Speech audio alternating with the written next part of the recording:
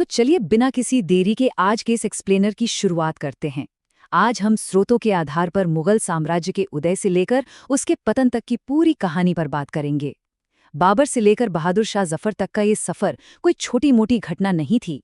ये पूरे 300 सालों की एक ऐसी महागाथा है जिसमें खोए हुए राज्य हैं, विशाल युद्ध हैं, अकल्पनीय संपत्ति है और हाँ, एक बहुत ही दर्दनाक अंत भी है।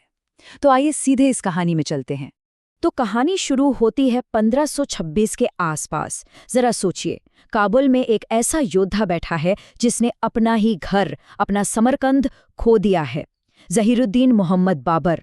बाबर कई बार हार चुका था, लेकिन उसमें एक बात थी, वो हार मानने वालों में से बिल्कुल नहीं था। उसका साफ कहना था कि वो भले ही सब कुछ हार चुका है, लेकिन अब वो हिंदुस्तान फतह करने आया है। उसकी नजरें अब दिल्ली की उस ताकतवर सल्तनत पर टिक गई थी जो अंदर ही अंदर खोखली हो रही थी। अब पानीपत की इस पहली लड़ाई को ही ले लीजिए। दोनों की ताकतों में जो अंतर था ना, वो सच में चौंकाने वाला था।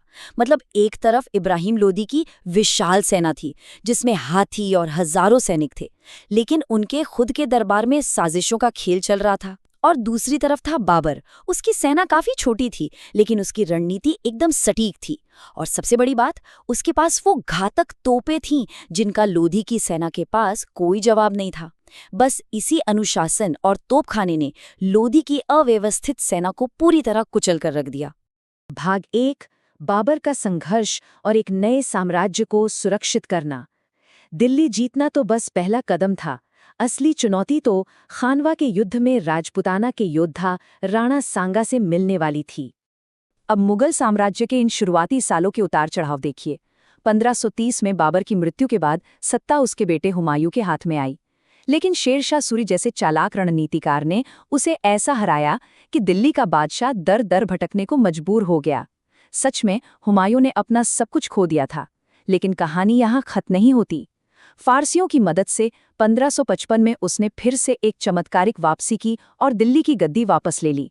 पर किस्मत का खेल भी देखिए, इतना सब कुछ वापस पाने के बस कुछ ही समय बाद हुमायूं अपनी ही लाइब्रेरी की सीढ़ियों से उतरते वक्त फिसल गया। एक मामूली सा हादसा और उसकी मौत हो गई। इतनी शानदार वापसी का ऐसा अचानक अंत। और अब इतने बड़े साम्राज्य का पूरा बोझ आ गया एक 13 साल के बच्चे के कंधों पर, जिसका नाम था अकबर। भाग 2, अकबर का उदय और मुगल साम्राज्य का चरम। इस युवा अकबर को गद्दी पर बैठते ही पानीपत की दूसरी लड़ाई में खूंखार योद्धा हेमू का सामना करना पड़ा, जहां सचमुच एक तीर ने पूरे मुगल साम्राज्य का इतिहास ही बदल कर रख दिया। अब अकबर को एक बात बहुत जल्दी समझ आ गई थी कि अगर भारत में लंबे समय तक टिकना है तो सिर्फ तलवार से काम नहीं चलेगा, लोगों के दिल भी जीतने होंगे। इसीलिए उसने सबसे पहले अपने उस हावी रहने वाले सलाहकार बैरम खान को सत्ता से किनारे किया। इसके बाद उसने मालवा, गुजरात और बंगाल तो जीते ही, लेकिन साथ ही राजपूत राजाओं के साथ रिश्ते बनाए, वैवाहिक संबंध जोड़े। वो समझ गया था कि असली ताकत गठबंधनों में है। और ये बिल जीतने वाली बात सिर्फ युद्धों या संधियों तक सीमित नहीं थी। इसी विचार से दीन इलाही की शुरुआत हुई। अब ये कोई नया धर्म नहीं था, बल्कि एक बहुत ही गहरी सोच थी। एक ऐसा विचार जो हिंदू, मुस्लिम, सिख, ईसाई हर धर्म की अच्छी बातों को अपनाकर समानता की बात करता था। और सच कहे तो इसी विजन ने उसे इस महान साम्राज्य का असली निर्माता बनाया। भाग 3, कला, न्याय और अजनबियों का आगमन। अकबर के बाद जहांगीर का दौर आया, जो अपनी न्याय की जंजीर और शक्तिशाली पत्नी नूरजहां के प्रभाव के लिए मशहूर हुआ। और हाँ, इसी बीच ईस्ट इंडिया कंपनी ने भी बहुत ही खामोशी से भारत में कदम रख दिया था। खैर, इसके बाद शुरू होता है शाहजहां का युग। ये वो दौर था जब मुगल साम्राज्य सच में अपनी संपत्ति और भव्यता के बिल्कुल चरम पर था। अकल्पनीय दौलत और शानदार वास्तुकला। और इसी समय दुनिया को वो सफ़ेद संगमरमर की इमारत मिली जिसे हम ताजमहल कहते हैं, जो शाहजहां ने अपनी प्रिय पत्नी मुमताज महल के जाने के दर्द में बनवाया था। भाग 4, औरंगजेब और विनाश के बीज। और यहाँ से कहानी में एक बहुत बड़ा और नाटकीय बदलाव आता है। महत्वाकांक्षी औरंगजेब अपने भाइयों को हराकर और खुद अपने पिता को ही कैद करके गद्दी पर बैठता है। अब शाहजहां और औरंगजेब के शासनकाल को अगर हम आमने सामने रखकर सोचें तो जमीन आसमान का फर्क दिखेगा। एक तरफ शाहजहां का समय, जो कला, रोमांस और भव्य इमारतों के लिए जाना गया, वहीं दूसरी तरफ औरंगजेब। उसने साम्राज्य का सबसे बड़ा विस्तार तो किया, अपना झंडा एकदम दक्षिण तक फहराया, लेकिन कला की जगह ले ली सख्त अनुशासन ने, और रोमांस की जगह ले ली अंतहीन, कभी न खत्म होने वाले युद्धों ने। और इन लगातार होने वाले युद्धों की, खासकर मराठों के खिलाफ अभियानों की, एक बहुत भारी कीमत चुकानी पड़ी। खजाना बिल्कुल खाली हो गया, सेना बुरी तरह से थक चुकी थी, और साम्राज्य के भीतर विद्रोह की इतनी गहरी दरारें पड़ गईं जिन्हें अब भरना लगभग नामुमकिन था। इसके बाद तो जैसे तबाही का एक डोमिनो इफेक्ट शुरू हो गया, मतलब एक के बाद एक कड़ियां गिरती गईं। 1760 में औरंगजेब की मौत हुई।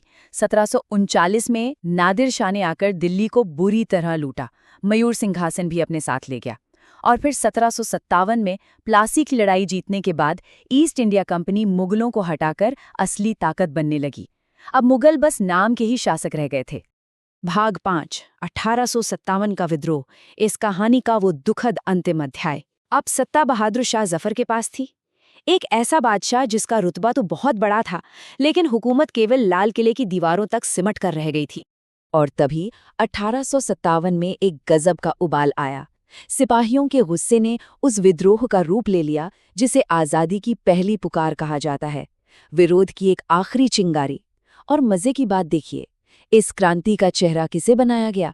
उसी बूढ़े और शक्तिहीन बादशाह बहादुर शाह जफर को। लोग उनके पास गए और उन्हें अपनी इस बगावत का नेता बना दिया। लेकिन ब्रिटिश साम्राज्य ने इस आखिरी उम्मीद को बहुत ही बेरहमी से कुचल दिया। ये सच में एक बेहद दर्दनाक अंत था। जफर के बेटों को उनकी ही आंखों के सामने मार दिया गया, और उस टूटे हुए अकेले बादशाह को रंगून निर्वासित कर दिया गया।